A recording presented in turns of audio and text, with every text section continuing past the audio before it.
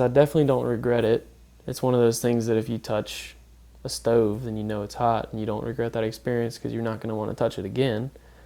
So I don't regret it in the sense that it showed me what I didn't want to do with my life. Alex Keaton was born on May 28, 1993 in Baton Rouge. 18 years later, he began smoking marijuana. One of the greatest things about it was that it just made you laugh so much. And so even if you were doing the simplest, stupidest thing, it might have seemed like the funniest thing in the world. It definitely affected my relationship pretty negatively with my parents. I would try not to talk too much whenever I did come home high, just because I didn't want them to see anything different. I didn't want them to say, "Hey, are you all right?" Because then I would have been freaking out. In the summer of 2011, Keaton received a wake-up call that would change his life forever.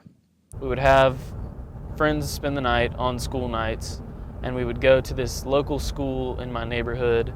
We would sneak out the window, get on the bikes, and bring maybe some beer and definitely some pot to this little school.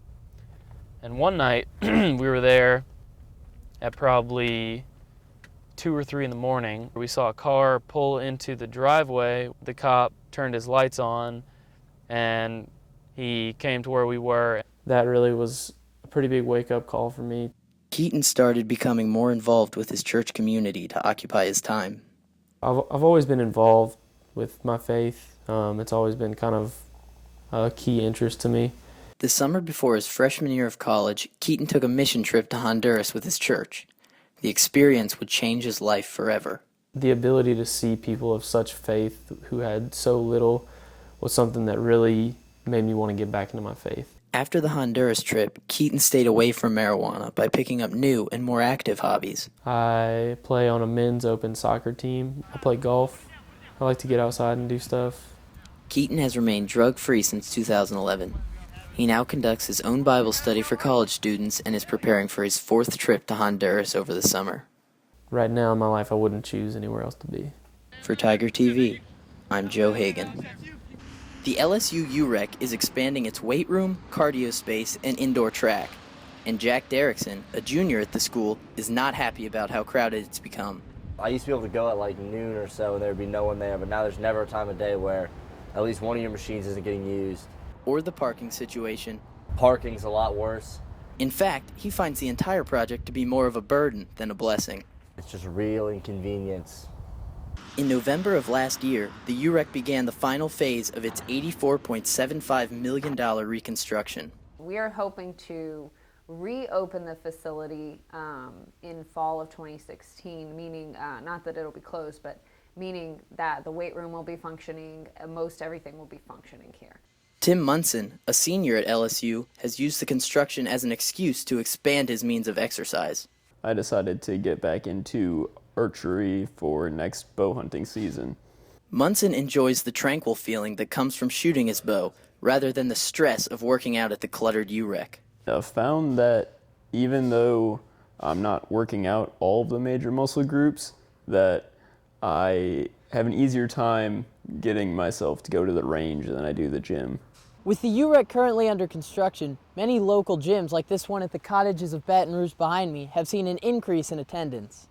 Lisa Adamek, an instructor at Yoga Pilates 2 in Baton Rouge, believes the UREC's construction has caused a rise in her studio's memberships.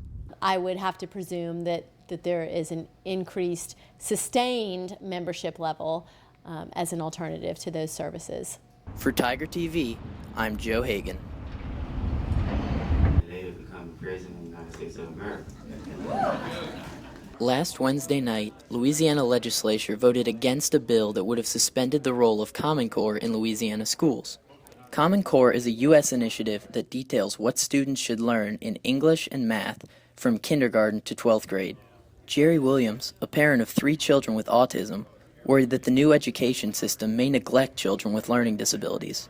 Our children can learn, and that our children need a form of standard that's driven by a curriculum. The bill, sponsored by Representative Brett Gaiman from Lake Charles, asked to put a hold on Common Core.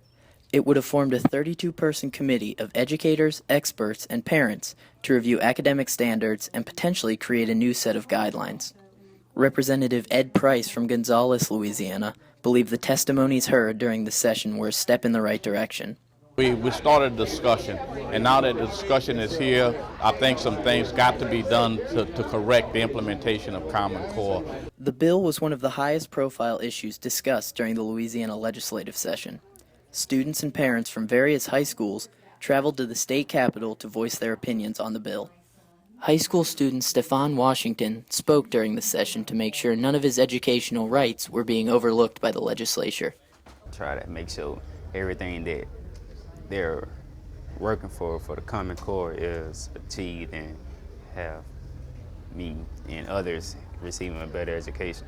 Many high school students attended the session. One of the main concerns they voiced was how this would affect them against other students from other states when applying for college. Although the bill didn't pass, it identified multiple issues within the education system that will inevitably be discussed moving forward. For Tiger TV, I'm Joe Hagan.